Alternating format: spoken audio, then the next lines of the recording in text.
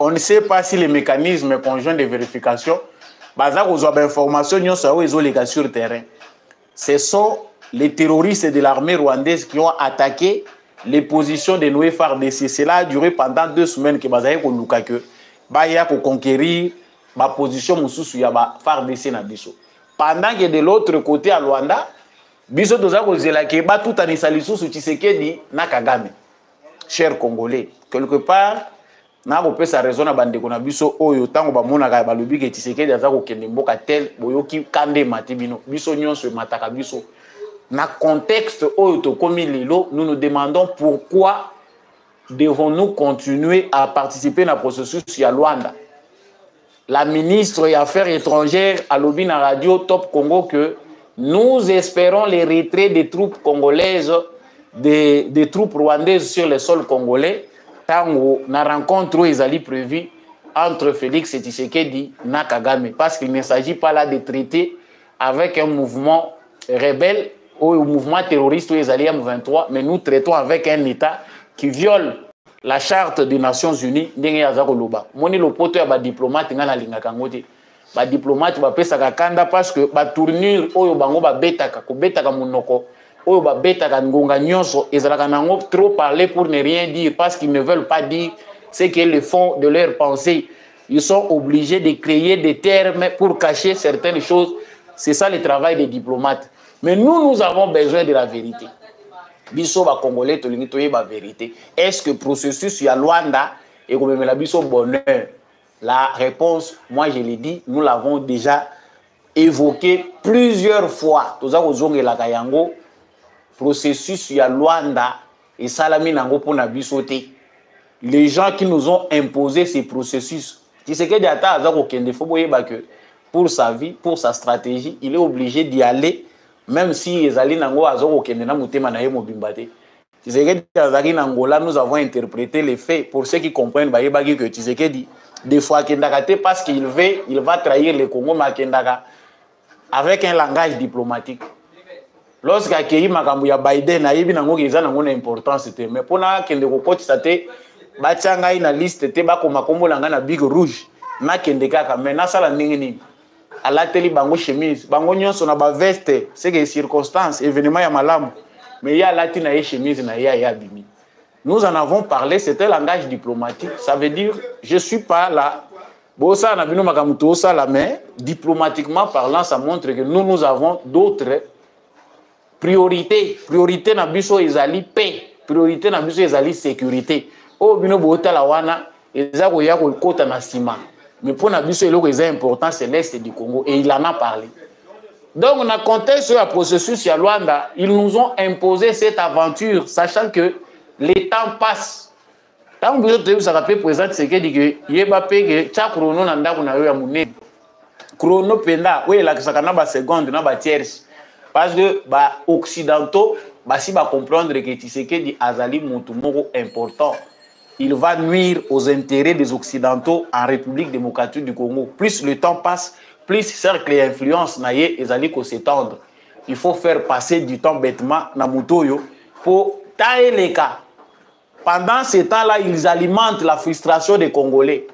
Tshisekedi fait, hein, c'est comme s'il ne faisait rien parce que les Congolais belé tout se résume au ventre. Et même au ventre, là, il faut que visuel est pour satisfaire ma boumunabiso. Mais chez les Congolais, c'est comme si quand on a besoin que le ventre puisse être rempli, il n'y a pas un processus par lequel il faut passer. Ah, il y a d'autres analphabète comme lettré, nous sommes tous les lots qui tunga moko parce que ils ont makambo ezalaka esengaka kutu explication te esengaka te ke bakotela yo en classe. Mais Congolais les lots niveau balingaki ba comme ça biso. Yango ba komisi biso parce que soko tali discussion ya Congolais débat ya Congolais lelo ezola ki sa niveau oyo tokomi oyo ba komisi biso. Ils ont voulu nous réduire à l'état des animaux pour ba manipuler biso ndenge bango balingi. Mais même nyama père moko atombokaka. C'est dur ce que je parle mais bato ba yebi bazoko koma ba yebi que to uti musika et pas peut toujours que des musika mais mieux vaut faire des pas que faire des reculs. Na contexte ya processus oyo ya Luanda ezali dernière carte avant bango peut-être bamona mabe ya Tshisekedi. Tout est déjà planifié sur terrain pour que si rien ne fait une guerre est inévitable. Guerre est évitable été ce qui bango ba processus bazo sala wana même Tshisekedi ayebi ke bazo kosaye qu'ils sont en train de nous tourner en bourrique ba yebi ke ndenge baza wana bazo ko tourner biso en bourrique mais au nom de la paix au nom de la diplomatie to ke na bango na niveau bango bazo ko memela biso mais biso pe to se préparer en conséquence. Kagame qui a souhaité qu'il y ait un cessez-le-feu ayeba qui bien que na stade oyo tokomina Tshisekedi il est déjà en mesure ce que tolobi ke to beta na biso na ye ça va faire très mal. Il faut trouver un moyen pour les stopper et le seul moyen pour Kagame de stopper Tshisekedi c'est d'utiliser son réseau bato ya zana bango de ba imposer biso biloko. Ya tozolo bakake bafwa bashala nous Congolais devons être compréhensifs face à notre frère Tshisekedi. Il n'est pas parfait parce qu'aucun homme n'est parfait, mais aza indispensable. Na stade où tokomi kaka bato baza compréhensif ne baza koyeba ke Tshisekedi aza opportunité. Biso nyonso nzalezo beta biso d'une manière ou d'une autre. Mais contexte où tokomi lelo, on ne change pas l'équipe qui gagne. Même temps toko lobela makambo ezota la constitution, un Congolais raisonnable peut bien voir que na stade où tokomi même dans des pays hautement démocratiques pas changer ka président. Tolo bango te po tozolo ba par rapport à la constitution mais tozo la conjoncture ya mboka na biso. Mais comme parmi na ba mboka nyonso basenzi bazanga kate intelligence en dessous de la moyenne ezanga kate.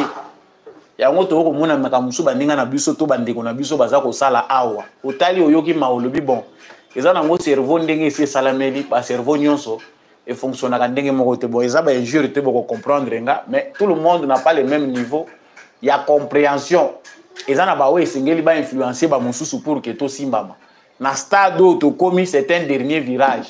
Si nous ne réussissons pas ce virage et si l'itotikali est éternel esclave, vous ne bénéficierez jamais de vos ressources naturelles. Et c'est ça même les soucis des Occidentaux. Et ça va compliquer biso.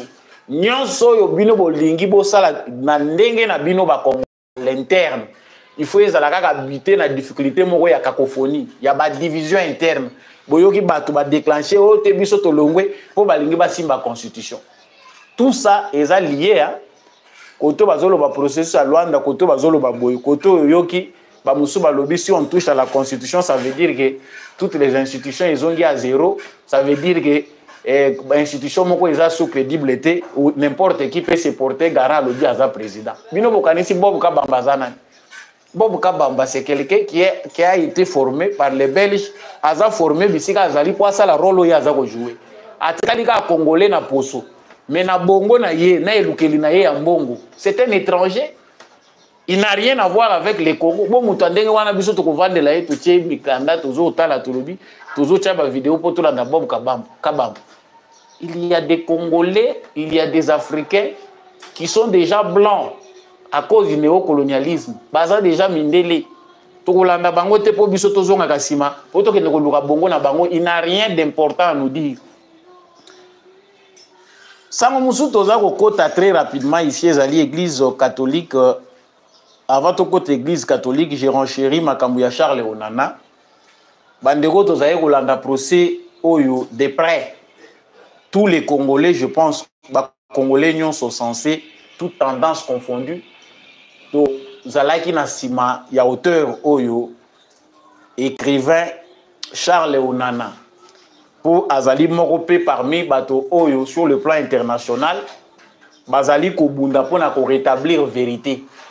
Vérité wana yangwe lukeli makambo. Ba réseau ya mafia, ba réseau ya protection, ya régime sanguinaire ya Paul Kagame, ba s'acharner sur cet auteur Charles Onana pour ba porter plainte baké na ye na justice que mukanda na ye ezali négationnisme contre le génocide bango basi ba créer na ba terme ya bango ba puyaka pona ko se sécuriser toyebi tosi toyebi na biso ke batuti na Kagame ils ont créé une forme ya donc ba koma le rôle ba juif to ba israélien ya Afrique ba créer processus moko ya victimisation pour battre la rabango. Et ils ont créé des réseaux partout. C'est ces réseaux-là basés en France. Nous avons porté plainte à Charles Onana. Des Rwandais, notamment des Blancs, qui collaborent avec Kagame pour continuer à faire. Ils ont un moyen où ils faire. Mais nous sommes déçus d'apprendre que Charles Onana et son auditeur Damien Sériex a déclaré coupable du fait des complicités, des contestations d'un crime contre l'humanité, à savoir les génocides. Donc, Charles Onana, la justice française retient que Mikanda Naye Akomaki, la vérité sur l'opération turquoise, ezali classé ndenge ba Rwandais bazako le belango que ezali négationnisme et génocide. Donc la justice française parle le même langage avec les Tutsis rwandais, tout en sachant que ces gens-là se comportent de la même manière, même au Congo. Bamemi ba terme na bango ya génocide ya Rwanda, ba yenango na Congo bazako continuer ko se victimiser. La justice française fait la honte na 21e siècle. La France qui s'enorgueillit, France est en premier lieu pour la défense des droits humains. Bazako tala o ezako leka na est ya République démocratique du Congo. O ezali corollaire na makambo salami na Rwanda. Ils acceptent de condamner un auteur parce qu'il a dit la vérité pour protéger leurs intérêts avec les Rwandais. C'est très grave. Chers Congolais, ne vous taisez pas. Même ceux qui issus il y a procès wana et satisfaire bisoté, c'est une occasion pour démontrer à la face du monde que la France est complice aussi de l'Holocauste des Congolais. La France est dans ces complots-là internationaux. Oyo balingi te ke mboka na biso République démocratique du Congo et s'affranchir d'un problème et insécurité. On comprend qu'il y a une complicité entre les régimes de Kagame et la France, et que la France ne veut pas se débarrasser de ces régimes-là. Makambo to monaki o Félix Tshisekedi asidiki laki na makambo ya francophonie à Longwe azongi avant que sommet ici là. Yango toza ko continuer ko mona. Donc la France aujourd'hui dirigée par Emmanuel Macron pense que Kagame reste important. Bazana on a besoin na yé pas continuer ko utiliser yé pour asaï la bango musala oyo bango balingaki. Nous devons nous être debout, que ça ne décourage pas. Nous continuons à encourager cet auteur Charles Onana et son auditeur. La vérité triomphe et triomphera toujours. Nous savons que la vérité est têtue, elle finit par ressusciter même ses morts. Même Baoyo Bakoufa pour la vérité, un jour la vérité va triompher. Aujourd'hui, il ne sert à rien de faire ce qu'ils ont fait là, condamner un auteur parce que la vérité est connue. Et que bisope ba Congolais otozali makasi na kokoma to lembate to koma.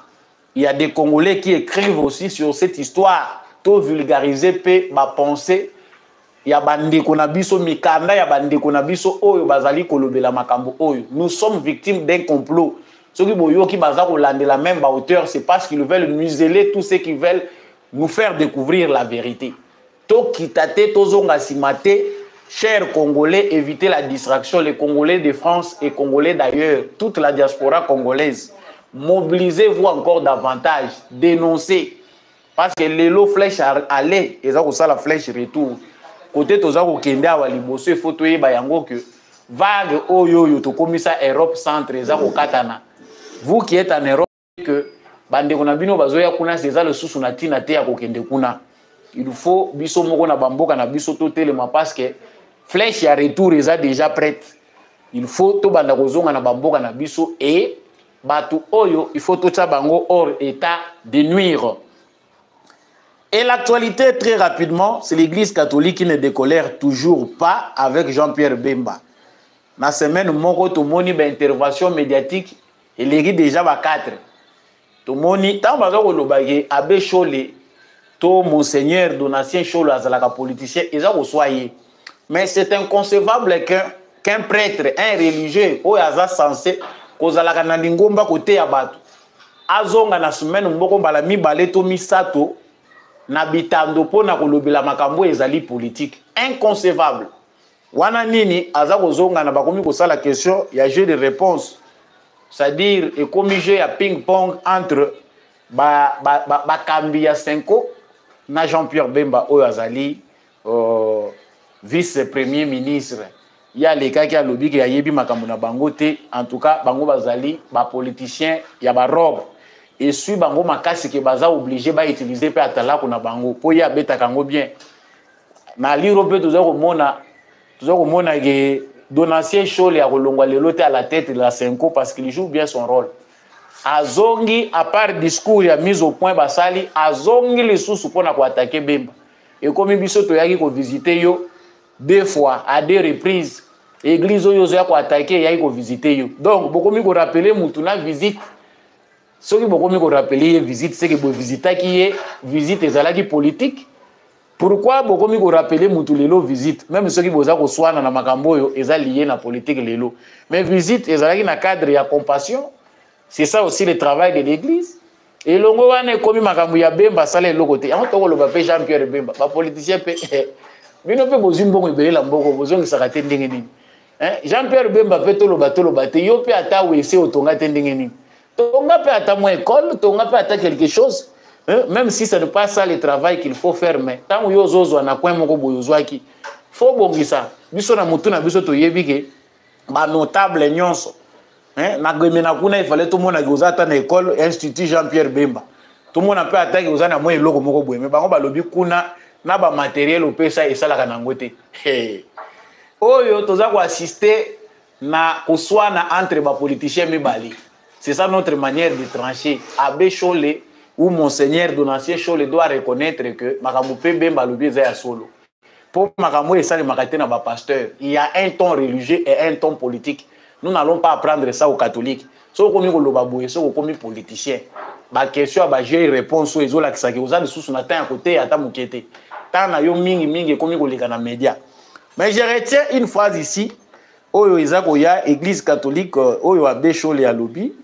l'église catholique n'est pas contre le principe de réfléchir sur la constitution, mais cette réflexion est-elle opportune aujourd'hui?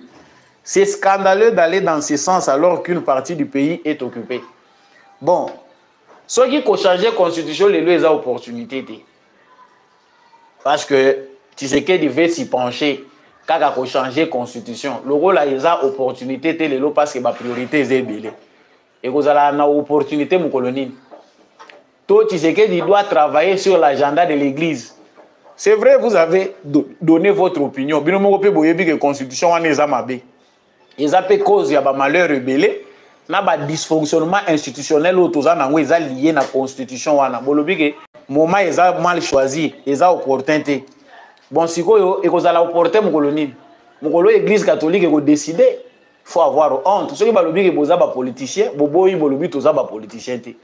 À quel moment la constitution permet à une branche de la société civile, à des églises d'imposer la ligne de conduite au président de la République? C'est-à-dire ceux qui ont monique dans un moment où il faut tout faire réfléchir déjà les Congolais pour tout trouver mon bécoli konzi où ils allaient conforme à la réalité na biso. Bino bolobi te, ils ont opportunité te yé pas yo que la bino. Et comment mina loi ni? Les Congolais qui ont compris savent déjà que makambo mususu Bemba Jean-Pierre alobi ezali na motu ya makasi. Ezali très important pour que les Congolais savent que l'habitant a changé la constitution na biso to réfléchir peu sur makambo oyo rôle ya église ezanini na mboka parce que deux fois toza ko mona que ba pasteur na ba prêtre ba profiter pe na désorganisation politique ya mboka na biso pona ko sala politique mais na lolenge moko ya manœuvre moko propre na bango bino bozo mona ka mutu pasteur na bino mais ye kwa nzolela ekoma na ngo ya politique. Est-ce que nous devons laisser cette aventure-là comme ça ou bien devons-nous fixer des limites? Même si un jour, tu as signé que Bazali, société civile et Mboka Nabiso, leur voix aussi compte, ils ne sont pas des acteurs politiques où il faut passer la politique courante. À chaque moment, où Biso tu as abordé le sujet, comme on dirait, Bangonde, Moutuba, comme on peut sa ligne de conduite. Nasuki si awa. Na mesure ya Constant Mutamba concernant le banditisme urbain. Constant Mutamba lobi bato nyonso oyo bilenge nyonso oyo bazali kosala kuluna babandi wana urbain bayeba que mingi bakobanda ko condamner à mort pe ba exécuter bino ba bomi bino. Donc il n'est plus question que ba prison etonda. Il est maintenant la question que ceux qui bazui yo, ceux qui ba fait ezali grave, eza vérifié, ba condamner à mort pe oleki kuna ba ko diembika yo to ba ko beta yo masasi selon ndenge loi congolaise et lobby. Mais tant qu'on peut toujours dans les faits, on se pose la question si notre gouvernement bazali vraiment qu'on s'imposer le gouvernement d'un État souverain.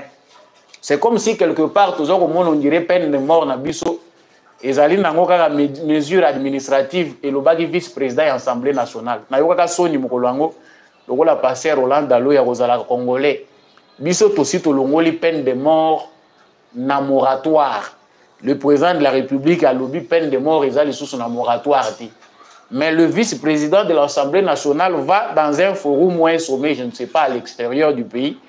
Il se justifie, il dit à lobby peine de mort et à mesure administrative. C'est les gens qui ont fait, mais bolongola qui ont un moratoire pour l'année. Notre communication est désordonnée. Même si nous sommes qui pas de fonction de nos bozalité.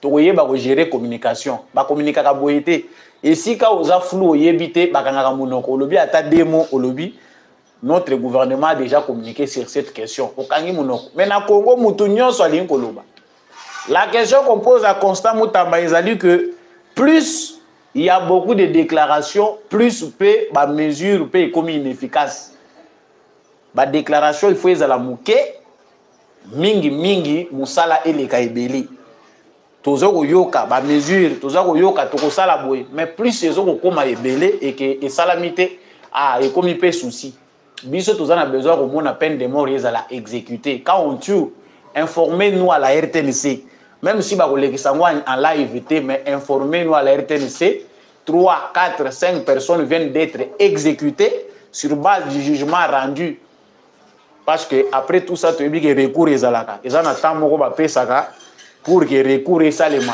avant de commencer l'exécution. Je serai l'heureux parmi les Congolais heureux. Yakoyoka ki ba bomi ba traître ya mboka na biso. Moko na bango akufi. Vraiment, je pense que ezali très important. En tout cas, likez et surtout partagez l'actualité de votre Samba Olunga National.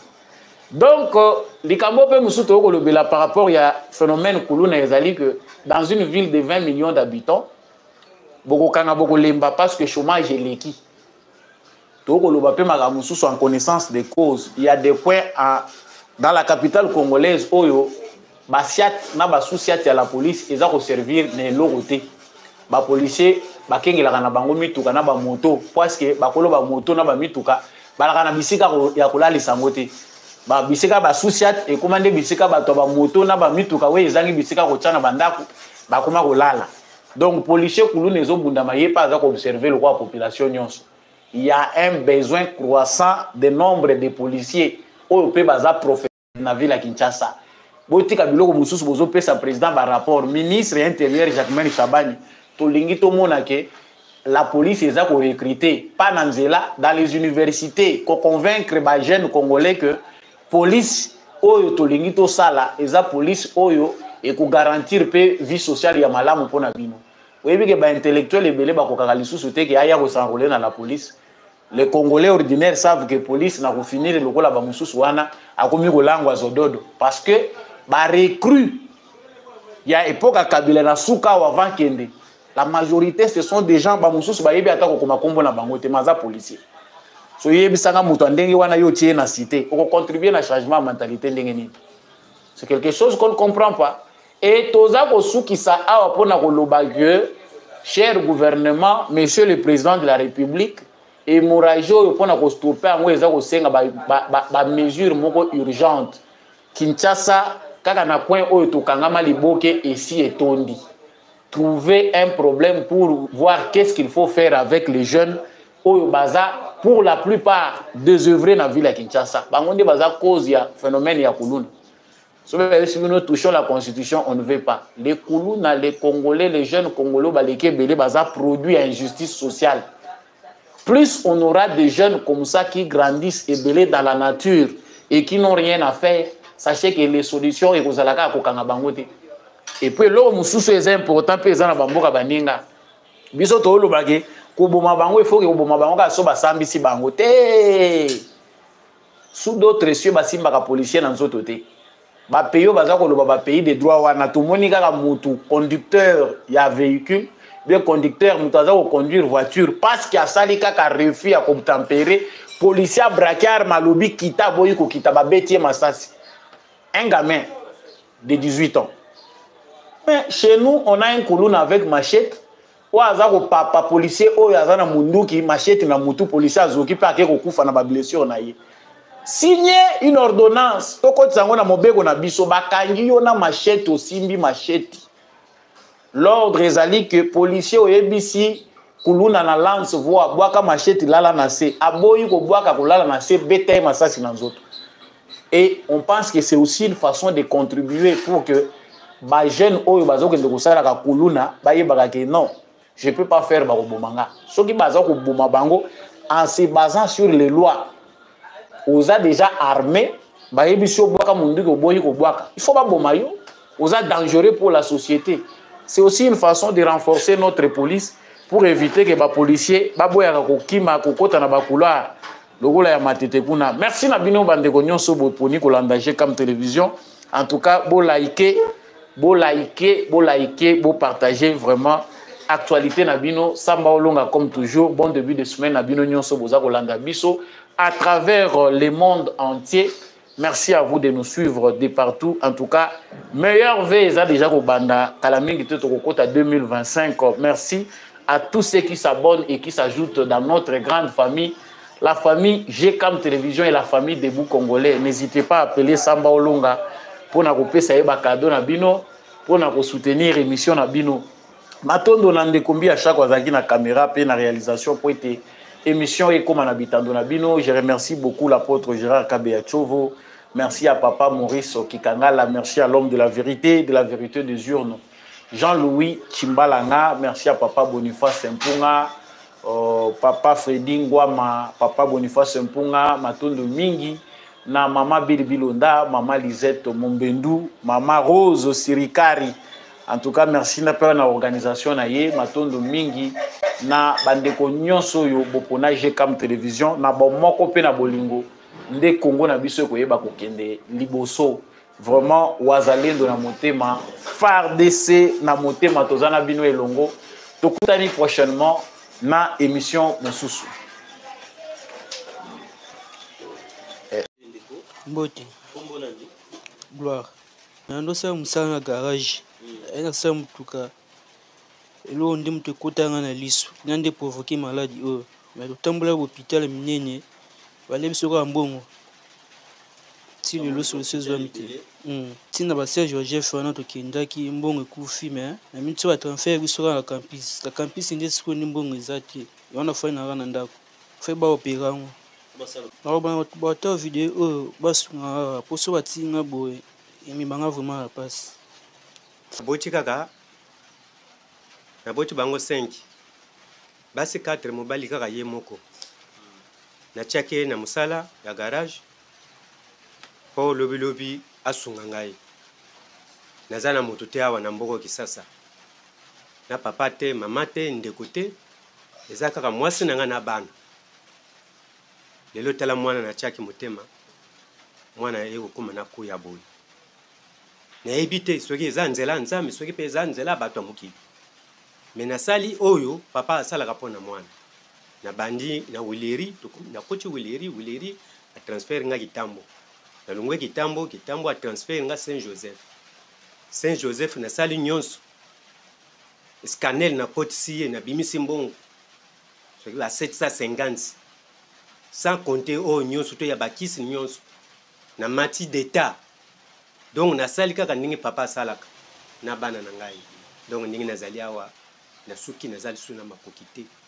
Makokizate. Nazo senga na bakonzi ya mboko oyo.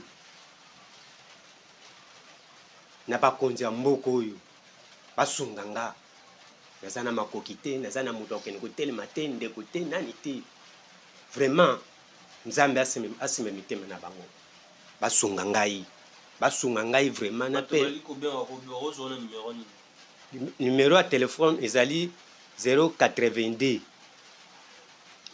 87 444 32 na suka 082 87 444 32 na suka.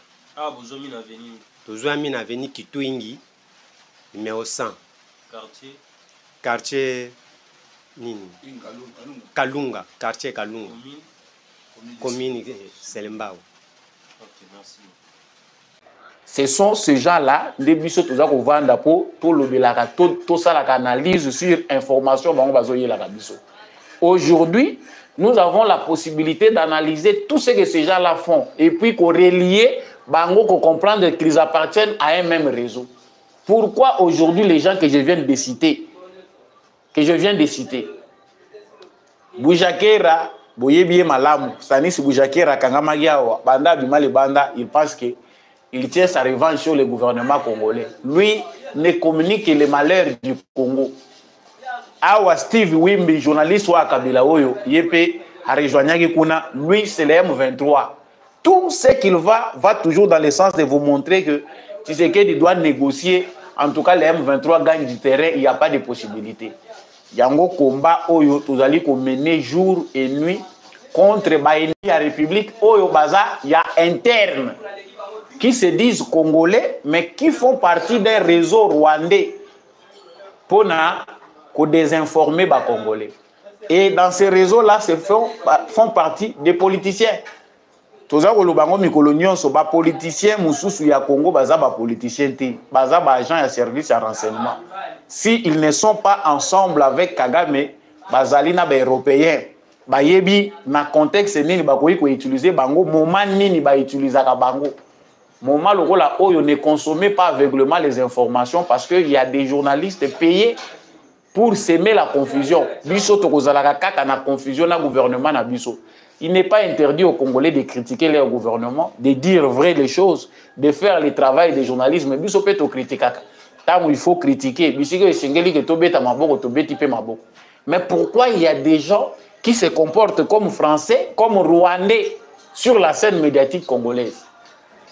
À vous de juger, chers Congolais, mais sango ya mutu ya pona biso esengeli to garder na mitu na biso ezali ke longonya na bawazalendo na biso longonya na FARDC na biso parce que Kimoka lelo ezali récupérer plusieurs localités qui sont nôtres ou ezali terre na biso ezali récupérer na bana ya mboka ezali sango ya kitoko o esengeli biso nyonso to panza to kabola yango po Congolais nyonso ala la pongia malamu lelo potango baboto la kamabele to la kamalamu te biso ba Congolais ya solo biso ba Congolais tozali na qualité ya malamu toza corrompu te na mentalité na biso tola la pongia malungati tango pe localité moko ezali récupérer ezali fête po na biso lokola mokolo oyo to ko récupérer Bunagana ezali fête po na biso. Donc les FARDC se dirigent à Kanyabayonga bazali ko se diriger na ba place mususu. Nous attendons que cela arrive. Mais la question qui importe ezali toza ko se poser ezali que wana ezali makamboyo ezali ko lega na front. De l'autre côté, Tshisekedi azali attendu na Paul Kagame na Luanda pour bakende kosolola pour essayer de finaliser ce qui avait commencé les délégations ya Rwanda na ya République démocratique du Congo. Mais avec ce climat, parce que awa mindele yango baza ko salondire baza ko yokate ba omonate. On ne sait pas si les mécanismes conjoints de vérification, baza ko zwa ba information nyonso o ezolega sur terrain. Ce sont les terroristes de l'armée rwandaise qui ont attaqué les positions de nos FARDC. Cela a duré pendant 2 semaines que baza ko luka que baya ko conquérir ma position mususu ya ba FARDC na biso. Pendant que de l'autre côté à Luanda, biso toza ko zela ke ba tout anisa lisusu Tshisekedi na Kagame. Chers Congolais, quelque part na ko pesa raison na bandeko na biso oyo tango ba monaka ba lobi ke Tshisekedi aza ko kende mboka tel boyoki kande matibino biso nyonso mataka biso na contexte oyo to komi lelo. Nous nous demandons pourquoi devons-nous continuer à participer na processus ya Luanda. la ministre des Affaires étrangères à Lobina Radio Top Congo que nous espérons les retraits des troupes congolaises, des troupes rwandaises sur le sol congolais, tango na rencontre où ils allaient prévu entre Félix Tshisekedi et Kagame, parce qu'il ne s'agit pas là de traiter avec un mouvement rebelle ou un mouvement terroriste où ils allaient M23, mais nous traitons avec un État qui viole la charte des Nations Unies. Ndenge ya zakoloba moni lopoto ya ba diplomate ngana linga kangote ba diplomate ba pesa kanda parce que ba tournure oyo bango ba betaka ko betaka munoko oyo ba betaka ngonga nyonso ezalaka nango trop parler pour ne rien dire parce qu'ils ne veulent pas dire ce qui est le fond de leur pensée. Ils sont obligés de créer des termes pour cacher certaines choses. C'est ça le travail des diplomates. Mais nous avons besoin de la vérité. Biso ba Congolais tolingi toye ba vérité. Est-ce que processus ya Luanda et comme la biso bonheur? La réponse, moi je l'ai dit, nous l'avons déjà évoqué plusieurs fois. Toza kozonge la kayango processus ya Luanda et salami nango pona biso te. Les gens qui nous ont imposé ces processus, qui c'est que diata azako kende fo boyeba que pour sa vie, pour sa stratégie, il est obligé d'y aller. Même si Ezali Nango Azoko Kendena Mutema Naye Mobimbate. Tshisekedi Azaki Nangola, nous avons interprété les faits pour ceux qui comprennent Bayebagi que Tshisekedi, des fois Kendakate parce qu'il va trahir le Congo Makendaka avec un langage diplomatique. Lorsqu'Akei Makambuya Biden a eu une importance, mais pour na Kendeko Kote Sate, Bachanga na liste te bako makombo langa na big rouge, na Kendeka, mais na sala ningini. À la télé, bango chemise, bango nyonso na ba veste, c'est que circonstances, événements ya malamu, mais il y a la tina et chemise na ya bimi. Nous en avons parlé, c'était un langage diplomatique, ça veut dire je suis pas là. Bon ça na bino makamuto ça la mais diplomatiquement parlant, ça montre que nous avons d'autres priorités. Priorité na biso ezali paix, priorité na biso ezali sécurité. Oh bino bota la wana ezako ya ko kota na sima. Mais pour Nabiso, le important, c'est l'Est du Congo. Et il en a parlé. Donc, on a compté sur le processus à Luanda. Ils nous ont imposé cette aventure, sachant que les temps passent. Tant que vous avez présent, c'est que il y a que chaque chrono n'a pas de chrono penda, oui, la seconde, na tierce. Parce que les Occidentaux, si va comprendre que Tshisekedi Azali Montumoro important. Il va nuire aux intérêts des Occidentaux en République démocratique du Congo. Plus le temps passe, plus cercle et influence naïe et zaliko s'étendre. Il faut faire passer du temps bêtement na mutoyo pour tailler les cas. Pendant ce temps-là, ils alimentent la frustration des Congolais. Tu sais ce qu'il fait, hein? C'est comme s'ils ne faisaient rien parce que les Congolais belé tout se résume au ventre. Et même au ventre là, il faut que visuel les années pour satisfaire ma boumunabiso. Mais chez les Congolais, c'est comme si quand on a besoin que le ventre puisse être rempli, il n'y a pas un processus par lequel il faut passer. Ah, il y a d'autres analphabète comme lettré, nous sommes tous les lots qui tournent à Moko parce que ils ont une explication, mais Congolais, les lots niveau, comme ça, yango ba komisi biso parce que ce qu'on a discussion ya Congolais, débat ya Congolais, les lots. Ils ont la niveau oyo tokomi oyo bakomisi biso. Ils ont voulu nous réduire à l'état des animaux pour manipuler biso ndenge bango balingi. Mais même nyama père moko atombokaka. C'est dur ce que je parle mais bato ba yebi bazoko koma ba yebi que to uti musika et pas peut toujours que des musika mais mieux vaut faire des pas que faire des reculs. Na contexte ya processus oyo ya Luanda ezali dernière carte. Avant, bango peut-être bamona mabe à Tshisekedi. Tout est déjà planifié sur le terrain pour que si rien ne fait, une guerre est inévitable. Guerre est évitable. Ce qui bango ba processus bazo salawana même Tshisekedi a yebi ke bazo kosaye. Qu'ils sont en train de nous tourner en bourrique. Ba yebi ke ndenge bazawana bazo ko tourner biso en bourrique. Mais au nom de la paix, au nom de la diplomatie, tout qui est à niveau, mais biso peut se préparer en conséquence. Kagame qui a souhaité qu'il y ait un cessez-le-feu, ayeba qui bien que na stade où il est déjà en mesure, ce que tu l'as dit, que tout bête na biso na ye, ça va faire très mal. il faut trouver un moyen pour les stopper. Et le seul moyen pour Kagame de stopper Tshisekedi, c'est d'utiliser son réseau. Bato Yazana Bango. Bango de ba imposer biso biloko. Yango tozolo bakake, bachala. Nous, Congolais, devons être compréhensifs face à notre frère Tshisekedi. Il n'est pas parfait parce qu'aucun homme n'est parfait, mais Aza indispensable. Dans le stade où il y a bateau, baza compréhensif, ne baza oyeba que Tshisekedi a des opportunités. Biso nyon sont allés au bêta, biso d'une manière ou d'une autre. Mais contexte comme l'élo, on ne change pas l'équipe qui gagne. Même temps où le Bela Makambo est à la Constitution, un Congolais raisonnable peut bien voir que dans le stade où même dans des pays hautement démocratiques, pas changer de président. Tolo bango te po tozolo ba par rapport à la constitution mais tozo ta la conjoncture ya mboka na biso. Mais comme parmi na ba mboka nyonso basenzi bazanga kate, intelligence en dessous de la moyenne ezanga kate. Yango to ko mona makamusu bandinga na biso to bandeko na biso baza ko sala awa. Otali oyoki maolobi bon. Ezana ngo cerveau ndenge esi salameli ba cerveau nyonso et fonctionne ka ndenge moko te bon eza ba injure te boko comprendre nga mais tout le monde n'a pas le même niveau. Il y a compréhension. Et ça n'a pas influencé pour que tout simbama. Dans le stade où c'est un dernier virage. Si nous ne réussissons pas ce virage et si l'itotikali est éternel esclave, vous ne bénéficierez jamais de vos ressources naturelles. Et c'est ça même les soucis des Occidentaux. Et ça va compliquer biso. Nyonso yo bino bolingi bo sala na ndenge na bino ba l'interne. Il faut habiter la difficulté moko ya cacophonie, il y a ba division interne. Boyoki batu ba déclencher o te biso to longwe po balingi ba simba constitution.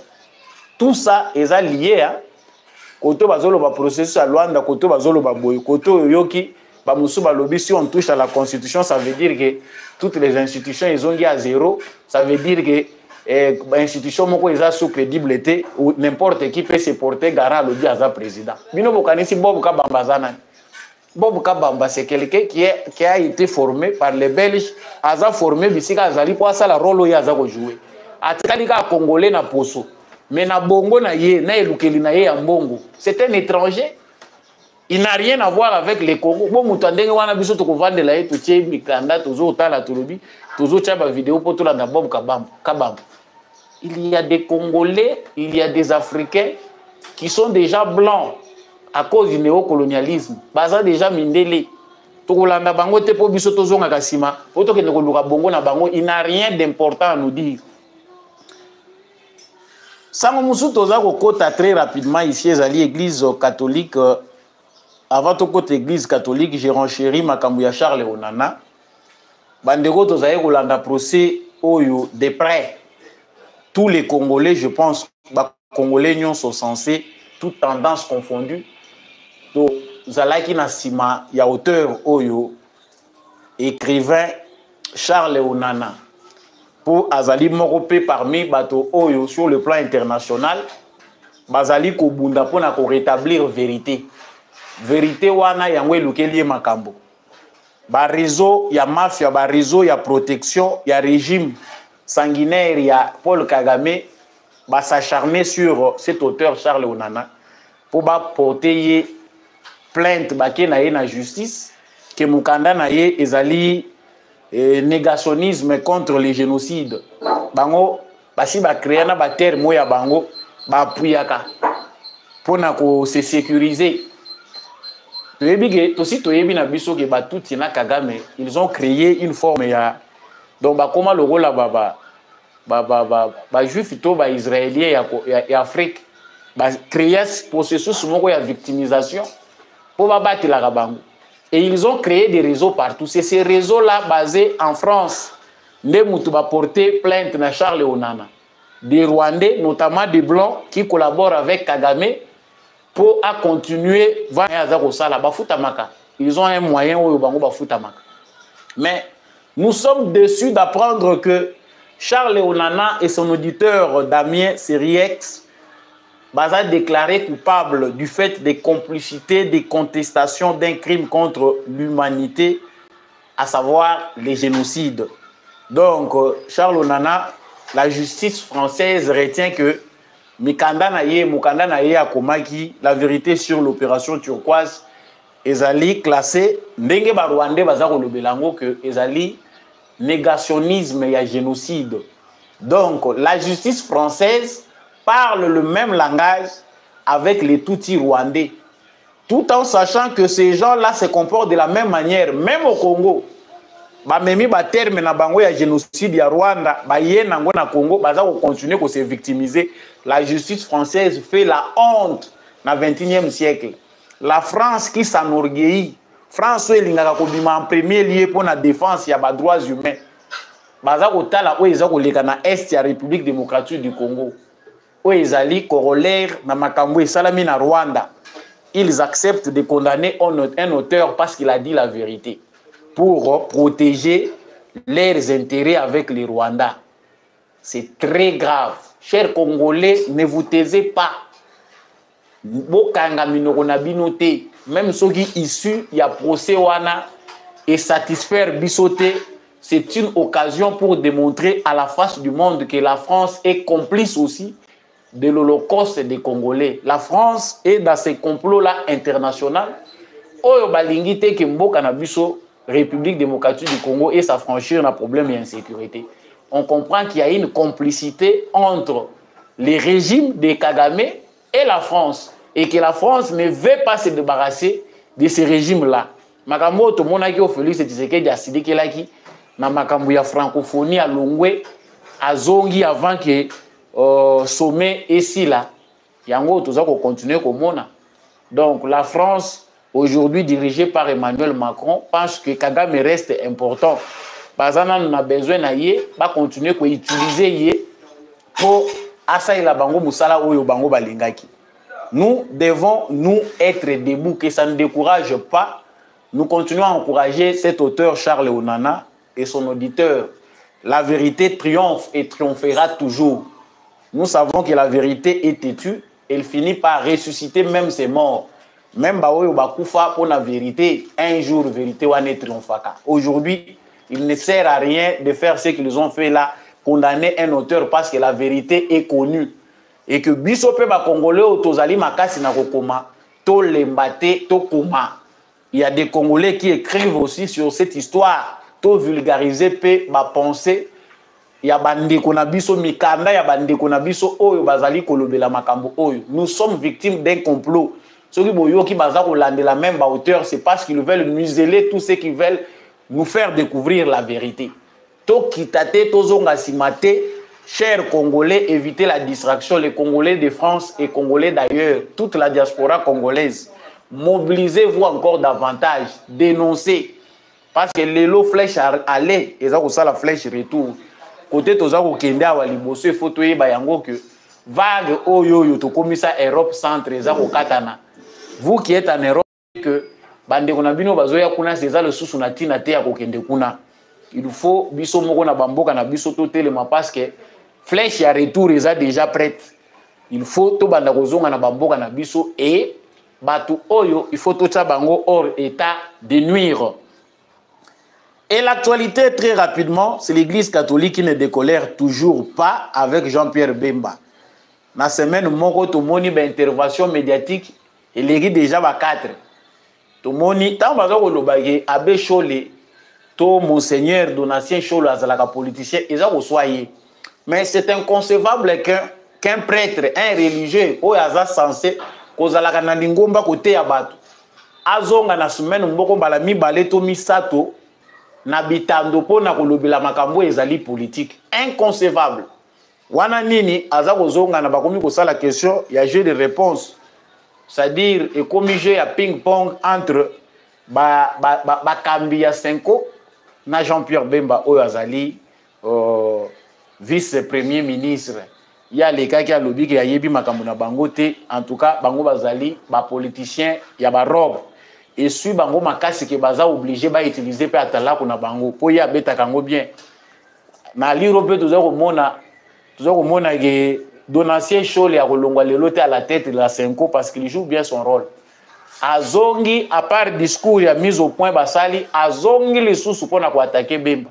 Et comme biso to yaki ko visiter yo 2 fois à 2 reprises, l'église oyo zo ya ko attaquer yaki ko visiter yo. Donc beaucoup mi ko rappeler mutu na visite Ce qui beaucoup rappeler visite, c'est que vous visitez qui est visite ezalaki politique. Pourquoi beaucoup me rappeler Moutulelo visite, même ceux qui vous ont soigné dans Makamboyo, ils sont liés à la politique lelo. Mais visite, ils sont dans le cadre de la compassion. C'est ça aussi le travail de l'église. Et longo wane komi makambo ya Bemba sale lo côté. En toko lo bapé Jean-Pierre Bemba, ba politicien pe. Bino pe bozimbo ngibele la mboko bozongi sakate ndenge nini. Jean-Pierre Bemba pe to lo baté yo pe ata wese otonga ndenge nini. Tonga pe ata mo école, tonga pe ata quelque chose. Même si ce n'est pas ça le travail qu'il faut faire, mais tant que yozozo na coin moko boyozwaki, faut bongisa. Biso na mutu na biso to yebike ba notable nyonso. Na gemena kuna il fallait tout le monde a gozata na école institut Jean-Pierre Bemba. Tout le monde a peut attaquer gozana mo eloko moko boye, mais bango ba lobi kuna na ba matériel opesa esala kana ngote. Oyo toza ko assister na koswana entre ba politiciens mibali. C'est ça notre manière de trancher. Abbé Cholé où Monseigneur Donatien Cholé doit reconnaître que Makambo Bemba lobi za solo. Pour Makambo et ça le makatena ba pasteur, il y a un ton religieux et un ton politique. Nous n'allons pas apprendre ça aux catholiques. Si vous avez des gens qui sont politiciens, la question est de réponse aux gens qui sont à côté de la média. Mais je retiens une phrase ici. L'église catholique, l'église catholique n'est pas contre le principe de réfléchir sur la Constitution, mais cette réflexion est-elle opportune aujourd'hui? C'est scandaleux d'aller dans ce sens alors qu'une partie du pays est occupée. Bon, ceux qui ont changé la constitution, les lois ont opportunité. Parce que Tshisekedi devait s'y pencher quand il a changé la constitution. Le rôle a opportunité parce que la priorité est belée. Et vous avez une opportunité, mon colonel. Tout Tshisekedi doit travailler sur l'agenda de l'église. C'est vrai, vous avez donné votre opinion. Bien que la constitution est amabée. Ils ont fait cause de malheur rebellé, na ba dysfonctionnement institutionnel autour ils ont lié na constitution wana. Bolobi que moment ils ont mal choisi, ils ont opportunité. Bon sikoyo et cause la opportunité mon colonel. Mon colonel église catholique ko décider, faut avoir honte. Ceux qui balobi que boza ba politicien, boboyi bolobi toza ba politicien té. À quel moment la constitution permet à une branche de la société civile, à des églises d'imposer la ligne de conduite au président de la République? C'est-à-dire ceux qui ont monique dans un moment où il faut tout faire réfléchir déjà les Congolais pour tout trouver mon bécoli kunzi où ils allaient conforme à la réalité na biso. Bino bolobité, ils ont opportunité te yé pas yo que la bino. Et comment mina loi ni?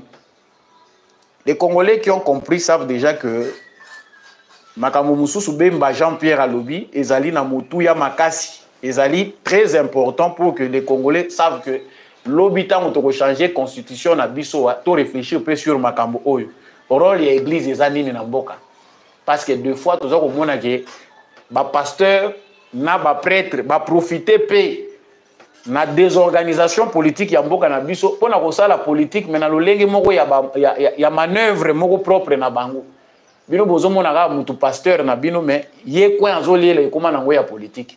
Est-ce que nous devons laisser cette aventure-là comme ça ou bien devons-nous fixer des limites?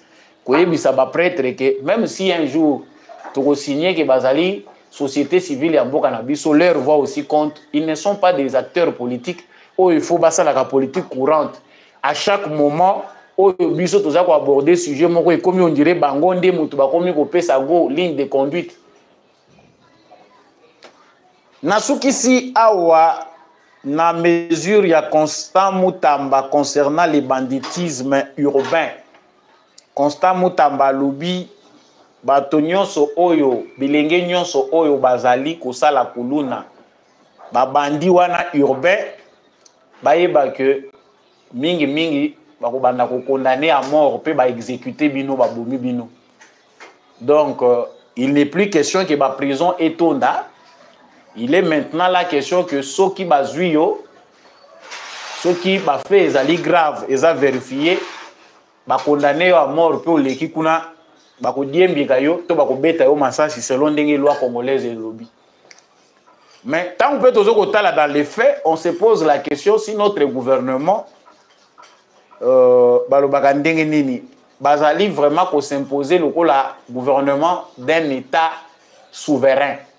C'est comme si quelque part, toujours au monde, on dirait peine de mort na biso, ezali nango kaka mesure administrative et le bagi vice-président et assemblée nationale na yoka soni mokolo yango lokola passer Roland Dalo ya kozala congolais biso tosi tolongoli peine de mort na moratoire le président de la République a lobby peine de mort ezali sous na moratoire ti mais le vice-président de l'Assemblée nationale va dans un forum ou un sommet je ne sais pas à l'extérieur du pays. Il se justifie, il dit à lobby peine de mort ezaka mesure moko administrative. C'est les gens qui ont fait, mais bolongola qui ont un moratoire pour l'année.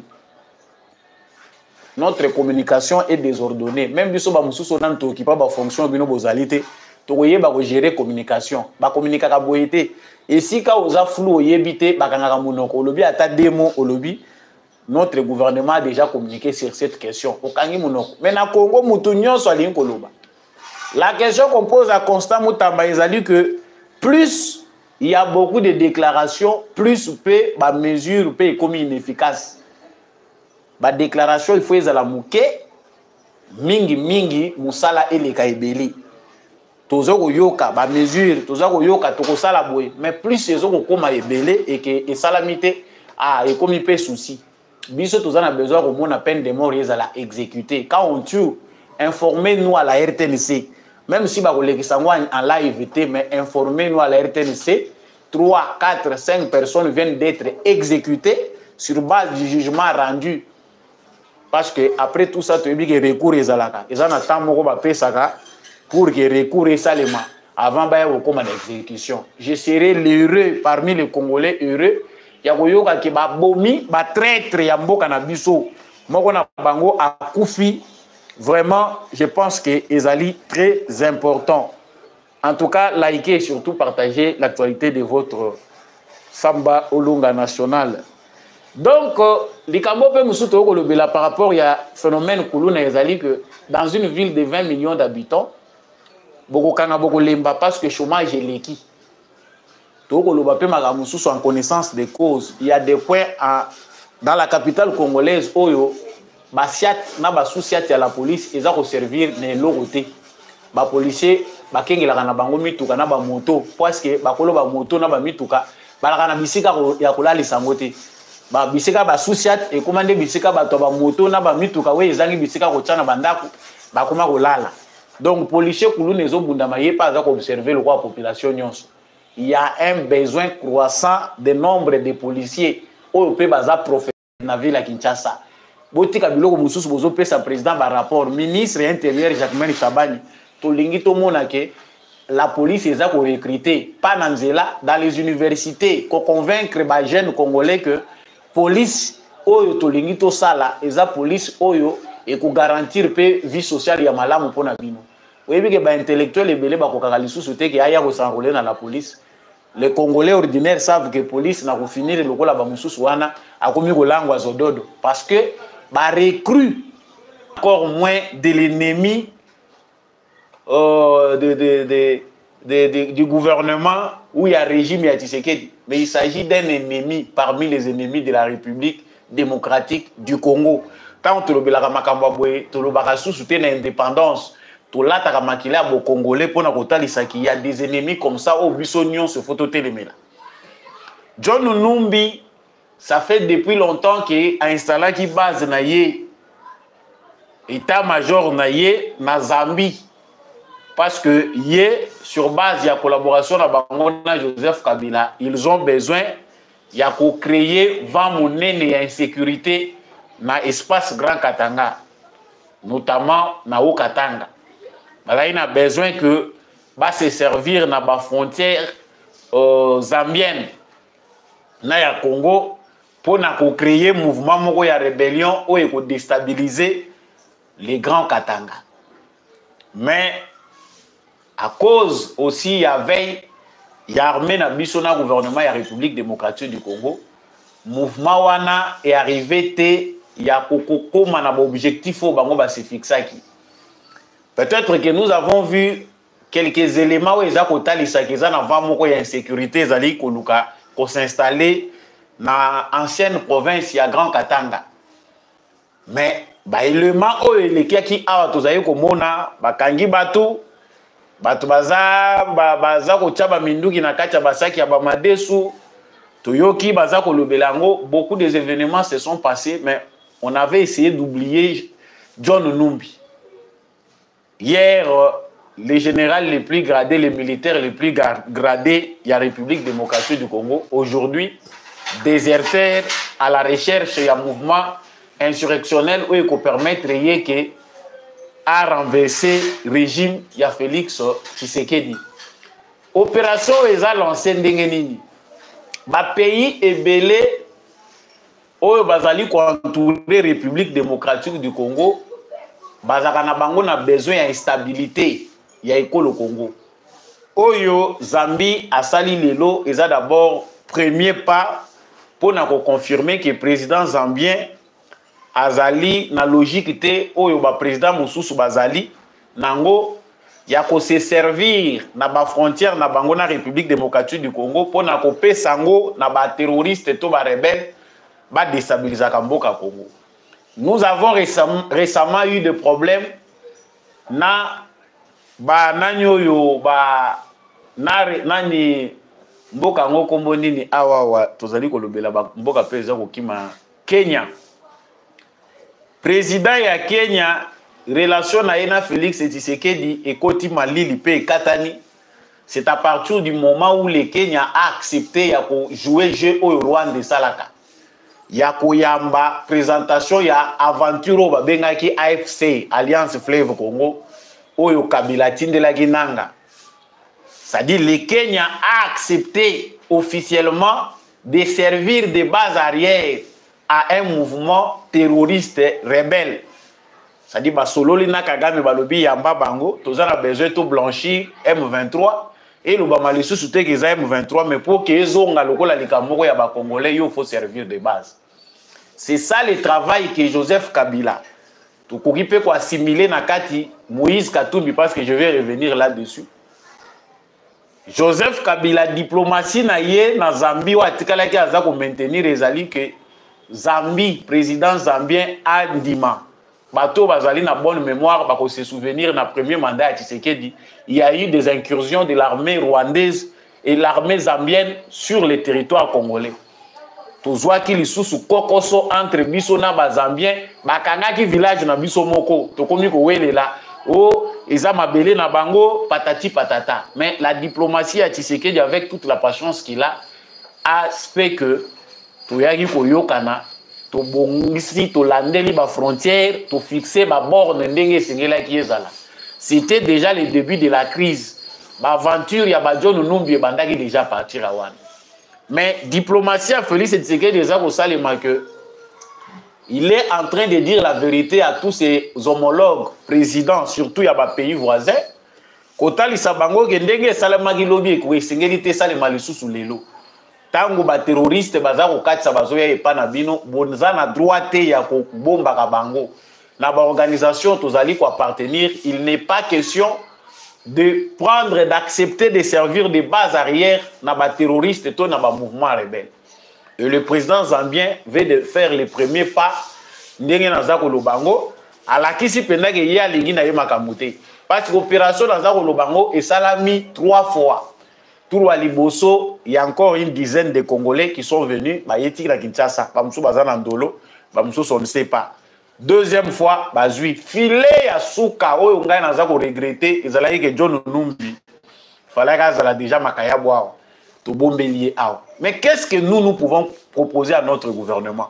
Biso toza na système moko ya respect à droit de l'homme na ya démocratie ou ezali ko concorder te na banjeu sécuritaire au Congo ezo faire face.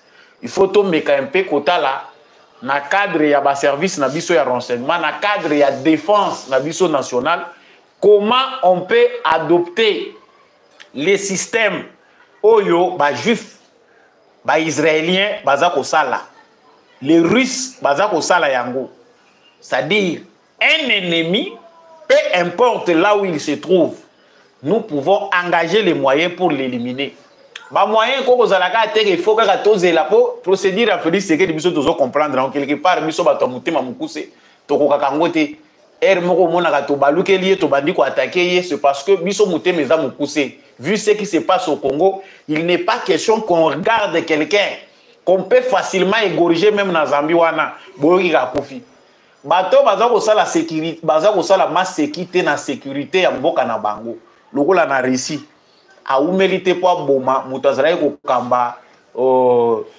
organisation oyo paramilitaire ya Wagner muto azali ko kamba Wagner tangu Poutine amoni ke muto yo azali sous na vision na biso tazo tambola la logique na biso te. Ils ont mis en place tous les moyens pour éviter que les occidentaux ne se servent pas de cette personne contre nous. On l'a éliminé, bah éliminé pour pouvoir ma proche na yemususu. Lelo oyo nia réussi à récupérer. Ezali kolobate que c'est criminel. Au cœur d'un état, des activités comme ça existent. Ezali makambo ya ba film et ya ba fiction, des actions comme ça existent, c'est une réalité. Tant on tolingi mboka na biso batu ba banga ko trahir, ngo fo muto ayeba ke so na trahir mboka nanga. Même soki na zana Congo, même soki na bimi na ka États-Unis, bako bomelanga même na mbeto. Nako ko kufa. Israël asali yango tala ndenga zo mener ba raid contre ba ennemi ya mboka na bango. Il n'y a pas question d'état d'âme, c'est-à-dire baza ko boma sans pitié, il n'y a pas de droit de l'homme. Alors, Israël, reproché droit de l'homme.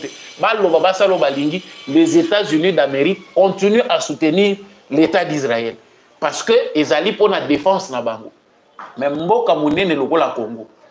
Nous avons un pantin. Il pense que paquet ya kovimba wana po soda pe eza ki muzala munene te eza pe bongo. Musala soda eza vocation. Avant tout l'âme d'un militaire ezali défense ya patrie. John Numbi, même si Kazali, ayebi ki aza ennemi kaka ya Tshisekedi te, c'est notre ennemi commun. Aza ennemi à nous tous. Ngaso iba bomaki John Numbi, en tout cas, je suis croyant, mais ezali ba souhaita kaliwa mutute mais biso ba musuto nga to ça la fête. Parce que voir des Congolais qui s'associent na ba étrangers stabiliser mboka. Les gens ne savent pas ce que ça coûte. Bato aza ko yeba te loko nyeza ko coûter. C'est vrai bino bolingi Tshisekedi te parce qu'ayeko bebi sa calcul na bino ayeko longola bino musuni na munoko. Mais toyebi c'est que ça a coûté au Congo la mort de Laurent Désiré Kabila. Il n'était pas un président idéal pour les autres. Il n'était pas vraiment muto yo ba Congolais nyonso pe balinga qui parce qu'il y avait des Congolais qui ne l'aimaient pas. Mais la mort de Laurent Désiré Kabila nous a enfoncé davantage. Muto ko tsabiso na fossé oyo le lot Tshisekedi dazo ko luka ko bimisa biso oyo. Déstabilisation totale. Les espoirs, il y a qui ba illusion, vous allez croire qu'après le départ de Mobutu, a vraiment tout y a bonheur. Ba mususu batikala ki bazo raisonner Mobutu. Liwa ya Mzee Laurent Désiré Kabila. Aujourd'hui, voir des Congolais qui veulent encore nous faire retourner en arrière. Ba Congolo ba lingi pona bango, ce qui se passe à Kivu, ba katange ba monango. Cher Katangé, peut-être vous n'avez pas le temps d'analyser les choses comme Bissot Tozako Monango. Mais essayez un peu de bien réfléchir en dehors des sentiments. Makambo bande kona Bissot Bazako Mona na Est ya Congo. Souci ya Katumbi, souci ya Kabila, souci ya Banumbi. Et tous les autres généraux et colonels Katangé Oyo Bazali qui participent dans le mouvement Wana. Parce qu'ils ne sont pas les seuls. Surtout Lobi Katangé, ça deviendra peut-être une connotation tribale. Mais ils sont partout sur l'étendue du territoire national. Bango Baza loyal, na régime passé, parce que, et sali Bango ba riche, on a des généraux qui sont multimillionnaires, tenus au servir Bango kaka pour la gloire. Aza pour na ye, kozala kaka général, ezaka kotaki na histoire ya Congo, et tkali nango carapace, mais c'est un ennemi juré à la République. Bino boza prêt ya ko vivre makambo oyo bandengo na biso na deux qui vous ba vivre. Tout Est et la République démocratique du Congo va vivre ne fût-ce que 10 ans. Réfléchissez 2 fois, 3 fois. Il y a des généraux, des colonels.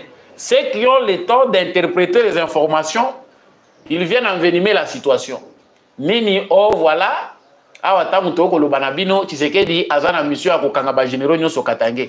ne pensez pas qu'il s'agit seulement de John Numbi. John Numbi est parce que Mounoko est le trop.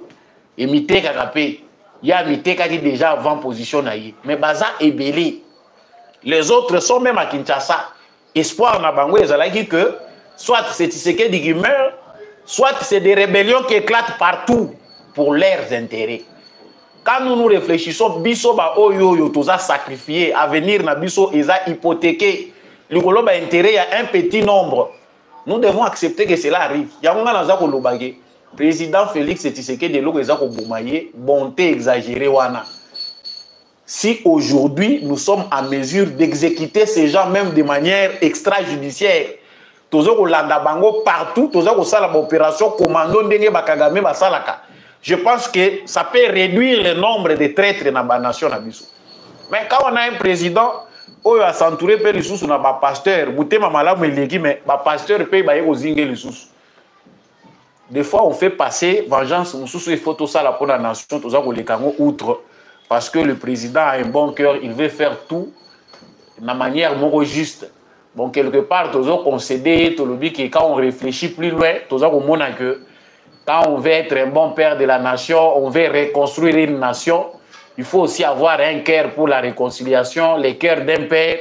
Papa voilà, je pense que des conseils comme ça, les pasteurs sont mieux placés pour dire ça au président de la République. Yo kanaka mutema, bango ba continuer ko bomaka batu ba trahisa mboka.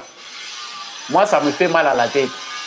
Mais espérons bien que nakata bato bakangi, les même na ba militaire à longwe akati si on Zambie na ke kotala mwasi na ngai à se retrouver nakati ya filet ya bato ba recruter ki bango. Et ici je renchéris. Mais que les gens voyaient événement Moïse Katumbi souki ebele au moni bakisami wana na mandefo ebele et bakisami. Les gens vont se demander azana vacances na Europe Havani na ye azana vacances azako préparer retour na ye où il a mal à la tête parce que plan où bazaki nango échoué.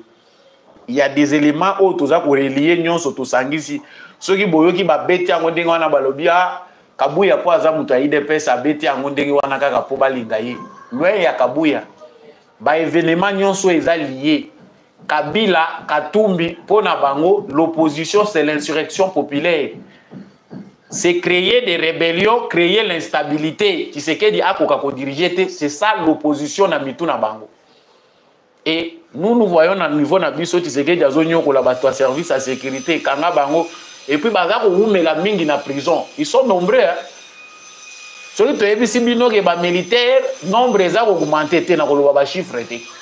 Mais les alliés sont nombre de militaires oyo batondi na boloko na crime nini basali tentative ya renversement ya pouvoir.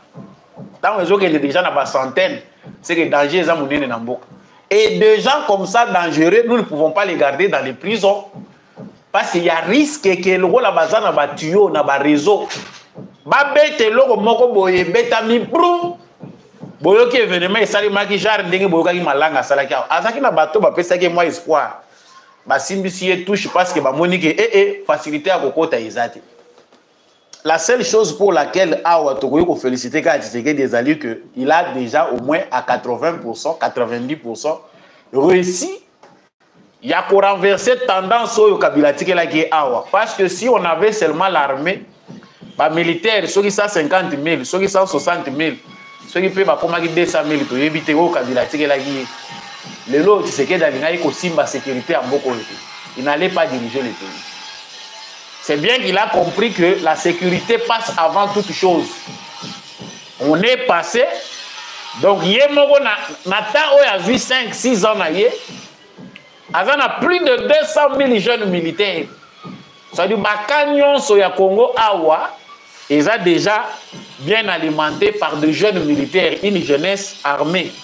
Le défi est parce qu'il faut avoir un salaire à venir na bango ndenga laki bango na basi na bango. Moutounion soit azana âme ya kosala musala soda comprendre que ah oui soki nazana armée mes enfants et ma femme à venir na bango eza assuré eza na maboko à l'état nga ata na kufi na nga mais bana to moi si to famille na ngai l'état va continuer à s'occuper na bango. C'est ça les soucis des militaires. Ils ont des soucis où tu sais que azana ngo peut-être les gars comme awana bato pe bazana agenda na bango bazo sala calcul. Ndenge ba John Numbi bazo kosa bango na Kabila yebisaki bango que toko travailler soka mengi nous allons les renverser mais quelque part nzambe babundisaka yete soyons réalistes muto azalaki na armée te azalaki na police te azalaki na service à renseignement te Vous avez pensé qu'en laissant des mines partout, ce qu'on a te faire sauter. Il y a maintenant 6 ans passés. Est-ce que Moutouandenge wana to esengeli kaka to continuer ko tenter na la même manière, na la même méthode? Des gens qui réfléchissent ne peuvent plus aller dans ce sens-là. Mais le col les a bongo na bango ici et tenga mandenge wana. Yango tozo continuer ko patauger dans la boue. Monsieur John Numbi, là où vous vous trouvez, yeba que vous êtes ennemi à la nation congolaise. À même titre que Corneille Nanga, parce que c'est le même lot. À même titre, il y a des gens qui sont Tangawa. Tous aussi to assimila bino na Rwanda, na Kagame. Donc la mauvaise bonne nouvelle ratée, c'est que John Numbi n'a pas été du lot de ceux qui sont transférés à Kinshasa. Mais qu'il sache que na awa na mukili, azan esika ko bata mate. À moins qu'il y a Timola le boulot à Mikunda. Na Congo, Tshisekedi a dirigé différents centres de Tshisekedi na biso ezage. Tshisekedi a vraiment le temps. Il est vraiment patient. Ce qui nous manque, nous autres. On a patience à se venger. Et puis, peut-être c'est ça toute la différence.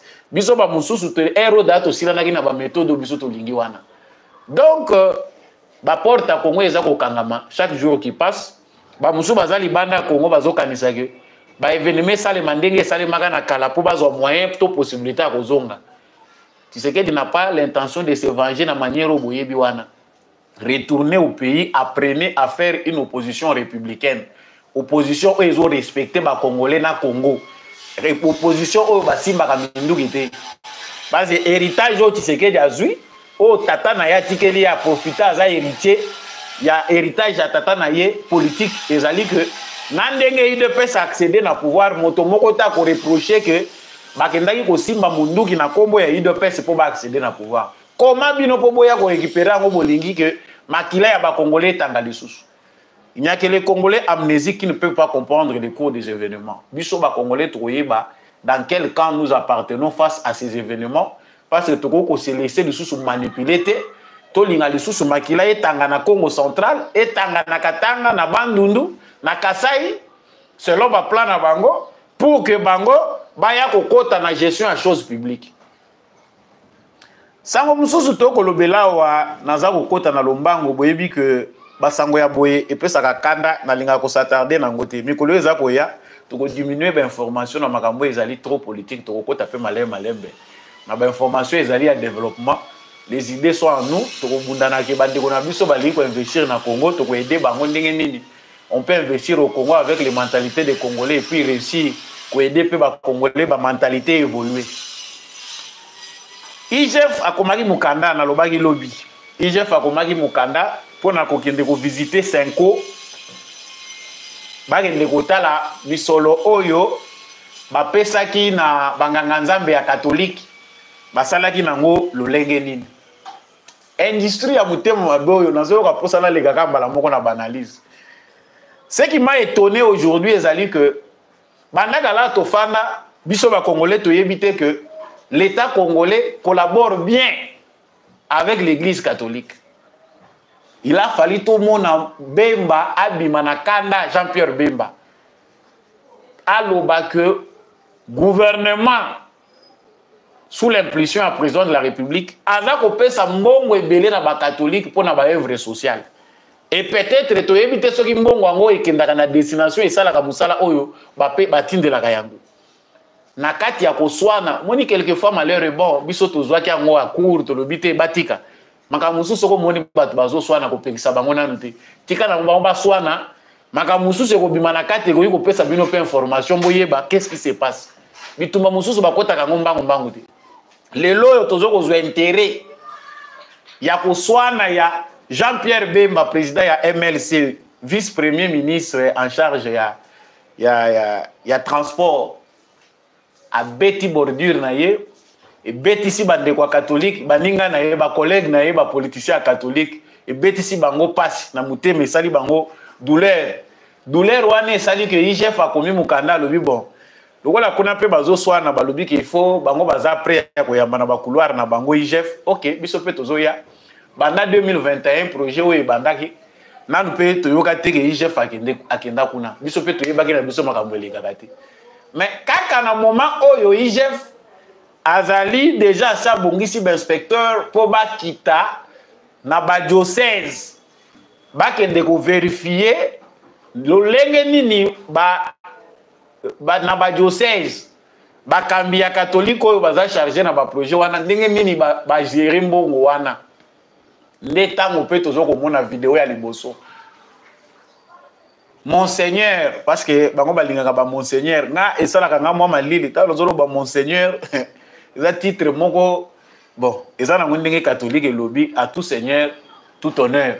Monseigneur Donatien Cholé aye kolakisa biso ba vidéo action oyo il fallait que ça le depuis 2022 2023 ndenge balobaki bazwaki ba tranche mais c'est pour la première fois toza ko mona na lisala Abbé Donatien Cholé aza ko présenter biso bandako etongami. Comment on a construit des maisons avec l'aide. Tout cela, ça entre dans les piliers, les 6 piliers du président de la République. Ah! Bakambia catholique. C'est vrai, tu as vu que Namboka na biso makambo ebele na nous marché, nous le savons. Mais tant que mutazo ko sala bola moko légendaire. L'amour qu'on nous prêche dans toutes les religions. Les bons sens. Ezaïe ko sala ke photo lobela yango to beta maboko to féliciter mutu wana po asala ngo lisusu koleka. Mais bino eloko aboye salami, on nous montre à l'isala oyo baza na crise ya ba bâtiment, des maisons qui sont construites. Na mbongo yo gouvernement apesi na diocèse. Pour être basala ba œuvre sociale. Alors oui, ça va contribuer des maisons qu'on construit. Bondi melangai ninga balobaga bondi melangai. Milinga ezobima na makambo oyo milinga we deje bandi kobima oyo moto ezopelaka la te po bandako mosusu tozomona baotonga me baekole nanu réhabilité te baekole mosusu evandi me tozomona bazotonga bandako ya caractère privé o te bandako oyo eza ya baprêtre te ce sont des maisons construites naoyela bino vidéo wana je suis en direct mais vous pouvez fouiller cette vidéo là bato baza na vidéo wana te bokokomela ngai je vais vous envoyer tous les liens avec les vidéos. La vidéo oyo ya Abbé Donatien Cholé ezo posa pesa kaka posa ko seka parce que eza pasi pona bato bazo bibenga mabanganga nzambe tala ndengo beti monoko te bandako oyo vous voyez ici la main d'œuvre est moins coûteuse et il y a seulement les matériels qui doivent venir de loin parce qu'ici il n'y a pas le matériel qui est proche et voilà nous essayons. Et tout ça, c'est à cause des 6 piliers aussi du chef de l'État pour le bien-être. Ah! Loba merci, tu sais que Dieu l'a liboso, biso tout le monde depuis 2022 wana, église sangisi, bandi mignon sur la catholique et bisi bango, to sambela pona mokonzi ekolo. Oyo asaleli biso oyo ba gouvernement eleka na nous mona yango te. Mais le rôle de mokambi ya ngomba ya ekolo na biso Congo to sambela pona ye nzambe abakisila ye mayela abakisila ye bwanya pesa ye makasi ya kosala lisusu koleka. Voilà ce qu'on pouvait attendre d'une église. Mais lelo tozo ko pesa Jean-Pierre Bemba raison. Ah bomemi débat na niveau ya ka niveau ekomi makambo ya yo sala nini kuna oyo sala eloko te kuto pesa ki soki découverte sala raté oyo pesa ki boy ekomi makambo ko swana. Mais est-ce que Jean-Pierre Bemba avait tort? Aujourd'hui, mais c'est grave. C'est grave. Yango bandeko na ngai ba pasteur toté ya bolingo na église na biso. Nos églises eza ko pesa biso suku buya ko fréquenter ngote. Surtout moni biso batu mwanda mwa classe ekoti toza ko tala ba réalité ailleurs par-ci par-là. Ça commence à faire mal d'être dans certaines églises parce que bolingo pende eza na ngote. Motema mabe on dirait industrie moko eza créé na ko fabriquer kaka motema mabe. Mutu aza ko salela yo bolamu mais oza capable te ya ko remercier ye à juste titre parce que et profiter na ba poche na yo te. Po bolamu ezala malamu il faut eleka corruption, c'est-à-dire ba corrompre yo kaka soki ba pesi yo jeep wana nde yo seki. Mais lokola ba pesi pour profiter na toute une communauté yo moyen seka ezate. Ma wana ba prêtre na biso banganga nzambe na biso musala nzambe si baby. Quand on a des prêtres qui sont déjà mariés, officieusement, baza déjà na bana, bazo s'occuper na bana na bango, ils ont des héritages à laisser. Ça donne ce qu'on voit. La plupart, il y a des prêtres mususu, mission, eza lisusu, oyo toyeba ki lisusu te mission religieuse, il y a bonne foi. mission eza lisusu yango wana te. Mission ekomi ya koluka mbongo po mutu na mutu aza na besoin acha quelque chose na libenga na ye. Eza pasi mingi pona ba évêque na biso, eza pasi mingi pona ba abbé na biso. Chers Congolais, prenons le temps. Nous sommes à la lecture, il y a des événements et on a le temps de voir ce qui se passe en République démocratique du Congo. Des fois, tu as pourquoi les pays ne marchent pas, pourquoi. Et ça, ils ont marché, ils ont monté Mamabé. Et tu sais que monté Mamabé, c'est un politicien parce qu'il ambitionne qu'il volait des millions. Mais monté Mamabé, ça peut même un bateau, les pasteurs qui disent que les politiciens ce sont eux qui volent, qui font ceci, même eux, le pasteur Bazali, Bafoufou Yamba di Moko. Donc, à ta tozi, pasteur c'est la même chose. Et surtout en politique congolaise, pasteur P Bazali, Bango P Bazali, Osalaga, Mabe, le Lenge Moko, na Congolais Nyons. Ceux qui ont encore le cœur pour prier Dieu et qui ont Bazali, Yoka Bango, Bo Sambe la Pona Bolingo, Namboko. Ba église eza lisusu te bolimbisanga ya malamu eza nango ba pasteur pe banganga nzambe ya malamu bazalaka te bazanga te bazali. Je n'exclus pas, mais la majorité nzambe penda zongisa bolingo na mitema ba congolais, ça fait très mal de dire ça. C'est l'amour qui nous tue, l'amour du pays, l'amour des Congolais entre eux. Yango nde mutezo déstabiliser biso, on n'a pas d'amour. Quand on regarde ça, tout ça ko lobela yango, j'ai mal au cœur. Bino bovandi awa tovandi 18 ans na Kabila mukoloni na zwa mbongo apesi na ba diocèse. Alors tozo komona que même église catholique les temps sont durs. Église oto yebaka ya kalawana eza lisu bongoti. Église ya lelo zo komona ke mbongo ezo komona na pasi ba école mususu ekomi abandonné. Et je suis même curieux ya koyeba eloko na zo kobeta ngo CT avec tout le respect que nous devons à notre cardinal de l'église catholique Fridolin Ambongo. Il peut nous dire pourquoi l'archidiocèse de Kinshasa a refusé Mbongo et le gouvernement Pessi. C'est parce que tous les gens est belé, na Kinshasa Mbongo est belé, alors qu'il y a des terrains qui chôment. Mbongo est allé et Koko Sala Moussala pour aider Batuna Bissika Moko. Il y a des coins où les écoles catholiques sont en lambeau et Mbongo a Kobongizango est athée. Pourquoi ne pas laisser cet argent bénéficier? Parce qu'il y a la corruption. Nous avons dit, vous êtes en direct, likez la vidéo, partagez, vraiment, vous partagez en haut, malamu, likez, vous likez, puis vous partagez vidéo na biso. Entre politiciens en robe et politiciens en veste et cravate, c'est la même chose, ils sont tous politiciens, à nous de tirer les leçons.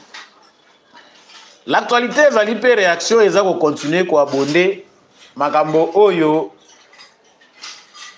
par rapport au discours de Félix Tshisekedi, j'ai fait trop de commentaires hier. Mais Martin Fayulu a l'obéni. La constitution de la République démocratique du Congo n'entrave en rien le bon fonctionnement des institutions. Les retards dans la nomination du Premier ministre n'ont absolument aucune base constitutionnelle. Réalisez attentivement l'article 78. Le président de la République nomme le Premier ministre au sein de la majorité parlementaire après consultation de celle-ci. Si une telle majorité n'existe pas, le président de la République confie une mission d'information à une personnalité en vue d'identifier une coalition. Avez-vous oublié que votre allié Denis Kadima, Wanazori nostalgie, Banoumaki, élection et salamité? Je ne peux pas tout lire. Tweet, il y a Martin Fayulu et Zamoulaï. C'est-à-dire que la Constitution et la République démocratique du Congo, ils allaient empêcher le bon fonctionnement de l'institution. Ils ont blocage. Le retard et la nomination pour le Premier ministre, ils ont une base constitutionnelle. Mais c'est malhonnête, c'est de la mauvaise foi. Si on prend les propos, il y a Martin Fayulu qui a boyé d'emblée, au lingité, kokota na ba détail, ce qui peut-être ouébité, ce qui se passe en République démocratique du Congo, on peut lui donner raison. Que la Constitution, ils ont un gros problème. Les institutions ne sont pas bloquées par la Constitution. Mais alors que ça s'apparente à la mauvaise foi, yo, ozoko mona bien Constitution, oyo ya ba belligérant oyo. Yo, ozapenda opposant ya solo. Même si pour la Constitution, ce qui va changer en l'époque, il y a Félix Tshisekedi, et ça, la Félix Tshisekedi a marqué Biwana et vous profitez na binoté. malamu to patauger na bosoto oyo to zela mukolo yo Fayulu okoma président de la République nde biso to ko bénéficier na organisation ya malamu. C'est tout ce que Fayulu peut dire. Ça fait très mal. Nous tous, même les lobano bazali na humanité, même ceux qui bazana nous na suffisamment ya ouverture pour nous comprendre que ba institution na biso ezali bloquée de par cette mauvaise organisation dictée par la Constitution. Qui ne voit pas que les institutions sont conçues pour que mbongo nyonso ekendaka na maboka ba politiciens. Na nazo mona ngoti. Et qui ne voit pas que la durée les lots, on a reçu un premier ministre, la tractation on a nyonso ko arriver à sa gouvernement, c'est lié aussi à notre constitution. Qui ne sait pas voir ça? Mais comment quelqu'un qui est lettré, qui a occupé de hautes fonctions dans la société, peut se transformer en analphabète par mauvaise foi? Donc le rôle à yo, c'est qu'il a changé la constitution, il va encore ajouter un plus actif naïe, il faut empêcher pour ça la yangote. Moté mama be des agonyo la biso ba congolais. Donc tout simplement dire que congolais bobo ya changement ya constitution. Pour si tu sais qu'il change la constitution avec la volonté politique qu'il a, ma réalisation est que tu fais biso moyen tout ça la sous opposition exaté. C'est simplement ce qu'il veut dire. Et biso peut ba auto se laisser manipuler ou s'entraîner na ou bien se laisser traîner na en moko ya mutu yozo yeba teke mutu wana mobile na ye ezande ko ina yo pe okoti na kati ya ba argument na ye okomi haineux sans le savoir. Martin Fayulu à la base avait tous les atouts pour na kosala opposant moko aza républicain, opposant moko oyo ko permettre que mboka na biso tozala na opposition moko oyo ezali ko EDP bato bazali au pouvoir batambwisa makamalamu. Mais nini ebomiye si ces conseillers ne lui disent pas ça, l'amour du pays, l'amour de son prochain, ils allaient à la base, il y a opposition, ils ont malam. Ce qu'on lingi mbokate, ce qu'on a tenté à comprendre que les pays, on l'aime d'abord. Et il faut, avant de critiquer, Moutou Azana pouvoir, on a suffisamment informé, on a pu animer l'amour pour que l'opposition ait malam. Etienne Tshisekedi est c'est qu'il est le lot jusqu'au jour d'aujourd'hui, tous allez rendre hommage, tous allons continuer à combo parce que c'était quelqu'un qui aimait les pays. Nandimite que Fayulu a kokende sa ne siti ndenge Etienne Tshisekedi akendaki et puis acha batute na gouvernement. Impossible. Il ira pour aligner batunaye. Mais Etienne Tshisekedi a fait pour l'amour du pays, ça va. Tous akaka o tozi loko la base juridique, mais na lingite bato ya parti na ngai ba ke nekokota na makambo wana tokokota ndenge wana ti. C'était un monsieur constant. Mais yo za na maluba bezo ko changer chaque jour qui passe, nous avons d'autres propos. Et comme il y a un problème personnel entre yo na Tshisekedi, comment on peut vous prendre sérieux? Na suki si awa na likambo etali makambo eza ko leka na est ya République démocratique du Congo parce que wana soki to lobeli yango te toza ko péché pe toujours na hommage tozali ko se joindre na maloba ya tata mokonzi ekolo pona ko rendre toujours hommage na ba homme en tenue bandeko na biso oyo balata tenue ba mema sokoto pour que ekolo Congo tout retrouver souveraineté na biso, dignité na biso pona ko sécuriser intégrité territoriale ya mboka na biso. Ba wazalendo ba FARDC en tout cas nos hommages to ko renouveler kango chaque fois pona bino. Les lois ezali 11e jour oyo ba combat ezali ko continuer na sud ya territoire ya Lubero. Ba affrontement lelo ezali concentré na Luofu na deux antennes pe na Kasegi. C'est-à-dire bitumbezongi nango penda ndenge ezali laki. Lobi batantaki après plus de 10 jours de défaite. Lobi batantaki po ba reprendre localité moko parce que ba jouer renfort. Ce qui est vrai, c'est que l'information n'y sont sur les réseaux sociaux, le gouvernement n'a besoin à temps réel. Mais faut-il toujours attendre que les militaires n'a besoin de récupérer la localité, on laisse, on a d'un cesser le fait qui n'est pas justifiable. Les Rwandais va s'organiser, les camions, ceux qui ont des informations, société civile à lobby, les réseaux sociaux, que les camions et côté et un renfort. Des militaires rwandais viennent en renfort na ba élément na bango baza déjà na front. lokola bazui de badade ba mikolo ebele. Mais nous attendons. L'armée résiste aujourd'hui. Lobi ba mekaki kozwa lofu basali ndenge basalaka ba bendani armée bendani et puis balandi bango nous avons repris lofu c'est lofu. Et ça lofu te lokola ya Congo central lofu voilà. Des antennes et puis Kasege voilà na territoire ya Lubero. Armée congolaise ezali ko continuer ko se défendre. Maintenant la question. Biso na moment wana ba drone na biso, ba avion na biso, artillerie na biso mususu lourde eza stocké vandi nango tolobi te. Ba militaire na biso ba continuer na ko bunda bongo parce que toza na cesser le feu. Alors que là-bas ils s'organisent en conséquence. Ba yebi que cesser le feu wana eze loko ba bongiseli bango. Eza uniquement pour na bango. Toza ko yemba ngo ekomi loko la chanson mais nous savons que le cesser le feu profite au Rwandais. Bien que sur toutes les batailles, il est possible. Biso tokoki ko empêcher Tshisekedi te à continuer na voie où ils allaient diplomatique. La voie diplomatique aussi est la voie moko logique traditionnelle où ils allaient ko aider que même bozo ko bunda bitumba, bozo ke dépend na voie où ils allaient diplomatique pour que Congo a sa reconnaissance wana que il y a violation, il y a droit international, violation, il y a espace na biso intégrité, il faut que bateau nyonso baza ko landa conflit au monde.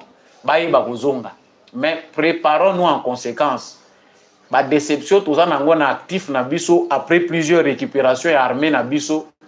Et si et ça biso kandamingi. L'armée a fait un grand travail pendant 10 jours ou une semaine, voire plus. Il ne faut pas tout décevoir bango pour tout continuer ko zonga kaka sima.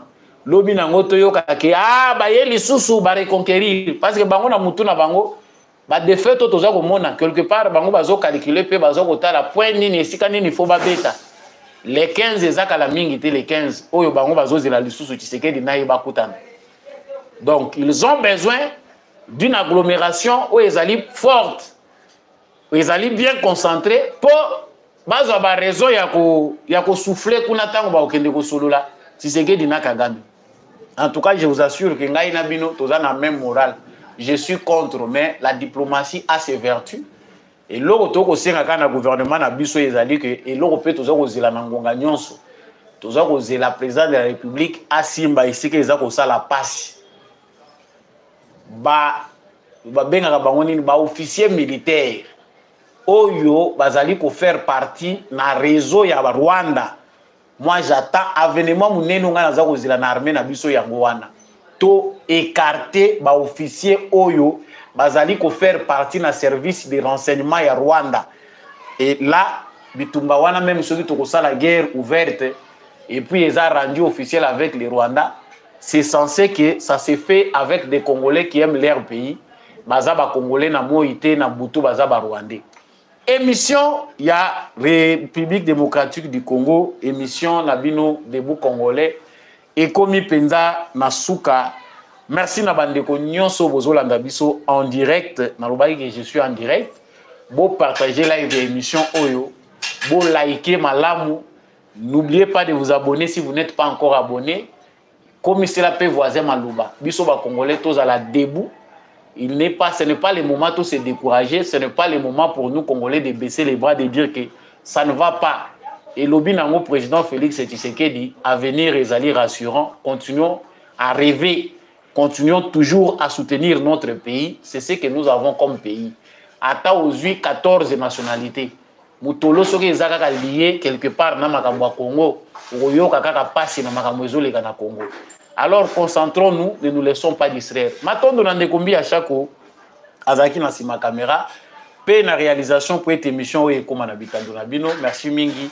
N'apôtre Gérard Kabea Chovo, merci à l'homme de la vérité des urnes, Jean-Louis Timbalanga, Matondo Mingi na papa Maurice Kikangala, merci na papa Boniface Mpunga, papa Michel Lumakaso, papa Fredingwa Matondo na maman Bilbilonda, maman Rose Sirikari, merci Mingi na maman Lisette Mumbendu, pe maman Anima Samba. Baignon Sobolingaka, Samba Olonga, vous êtes en direct, je vous aime beaucoup. Partagez toujours cette émission. Na bomoko pe na bolingonde Congo na biso ekoyeba kokendaka. Liboso ngai na bino tokutani prochainement na émission mosusu. Mbote. Gloire. Nandosa musala na garage.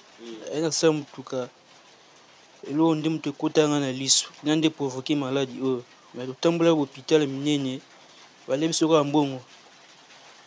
Ti lelo solution ezwami te. Ntina baserge wa Jeff wana tokendaki mbongo ekufi mais na minti batransfert biso kaka na campus. Na campus nde sikoyo ndi mbongo eza te. Wana fai na kaka na ndako. Fai baopera ngo. Bata video oyo basunga poso batinga boye emibanga vraiment la passe. Boti kaka na boti bango 5 basi 4 mobali kaka ye moko natiaki na musala ya garage po lobi asunga ngai naza na moto te awa na mboko kisasa na papa te mama te ndeko te eza kaka mwasi na ngai na bana lelo tala mwana natiaki motema mwana ekokoma na kuya boye nayebi te soki eza nzela nzambe soki mpe eza nzela bato ya mokili me nasali oyo papa asalaka mpo na mwana na bandi na wileri nakoti wileri atransfert nga kitambo nalongwe kitambo atransfert nga Saint Joseph nasali nyonso scanel nakotisi ye nabimisi mbongo soki ba 750 sans compter oyo nyonso to ya bakisi nyonso na mati d'état. Donc nasali kaka ndenge papa asalaka na bana na ngai. Donc ndenge nazali awa na suki nazali suna makoki te makoki eza te nazosenga na bakonzi ya mboka oyo basunga nga naza na makoki te naza na moto akende kotelema te ndeko te nani te vraiment nzambe asime mitema na bango basunga ngai vraiment na pe numéro ya téléphone ezali 082 87 444 32 na suka 082 87 444 32 na suka. Tozwami na avenue Kitwingi numéro 100 quartier nini Kalunga quartier Kalunga commune Selembao. Ok, merci.